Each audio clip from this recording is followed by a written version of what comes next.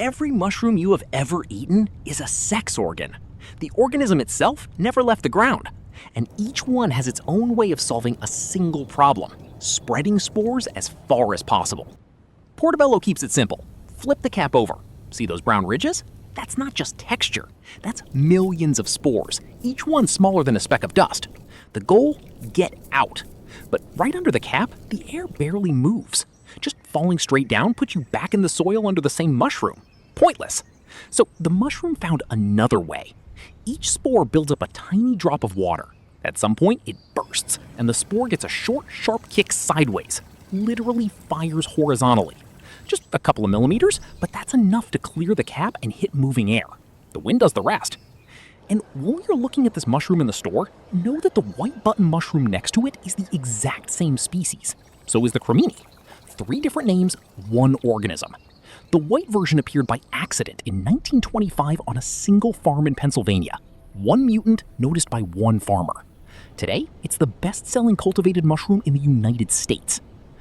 Portobello solved the problem through physics. Shiitake went further.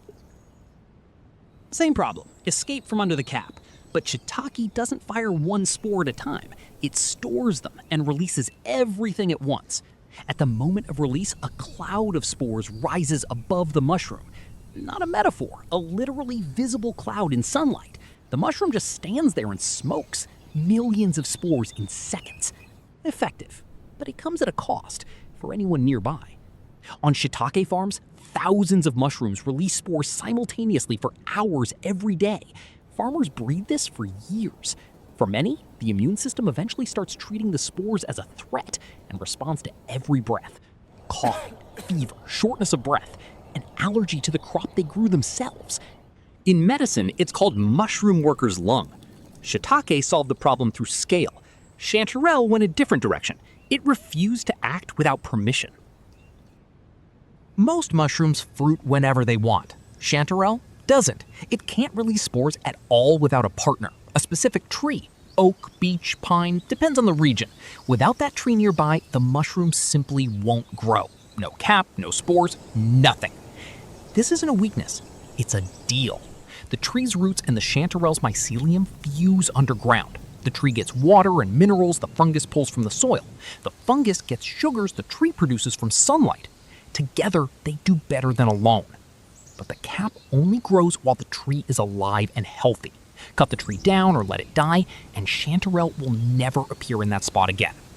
That's why chanterelle can't be grown on a farm. Dozens of labs have tried for decades. Not one has reached commercial scale.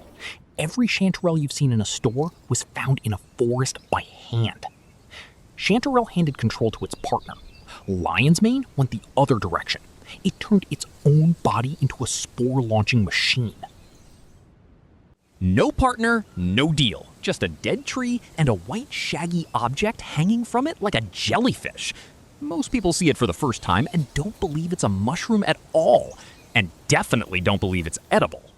Tastes like seafood, texture like crab meat.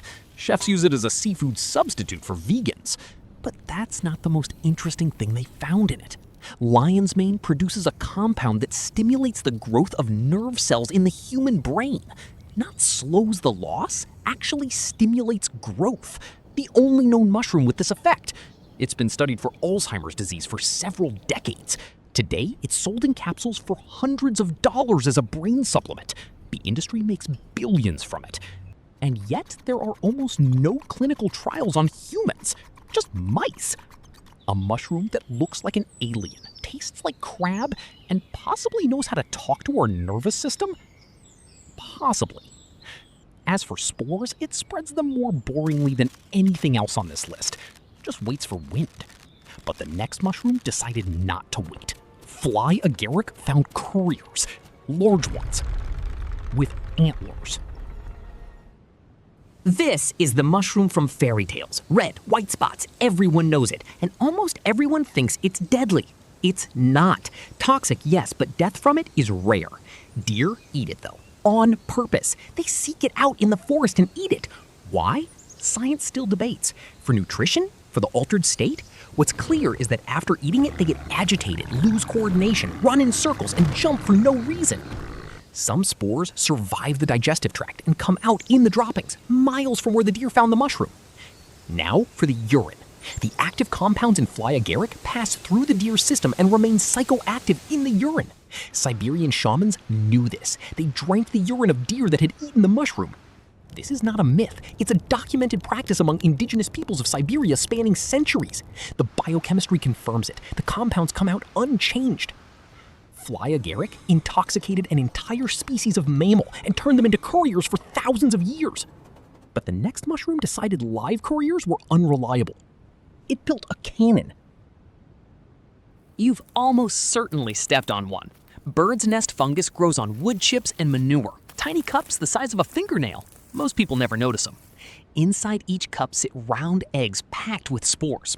And when a raindrop falls in, the cup acts like a parabolic mirror. All the energy of the impact focuses on a single point. The egg launches outward fast enough to travel 5 feet. Each egg has a sticky thread. In flight, it unspools and wraps around the first blade of grass it hits. The egg hangs in the air, not on the ground, where wind or an animal can carry it further. The shape of this cup is so precise that engineers studied it for decades and used it as the basis for designing liquid dispersal systems. But the next mushroom decided waiting for rain was too slow. It simply dissolved itself alive. Inkcap doesn't wait for anything. Not wind, not rain, not animals. It just starts eating itself. A few hours after the cap matures, the edges begin to darken, then dissolve itself. The mushroom produces enzymes that methodically digest its own gills.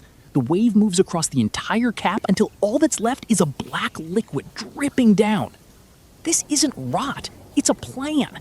Spores that have already matured manage to escape before the enzymes destroy them. The mushroom synchronized its own destruction with spore release. In the 18th and 19th centuries, this black liquid was collected and used as ink. Botanical illustrations from 1797 made with this ink still survive in museum collections.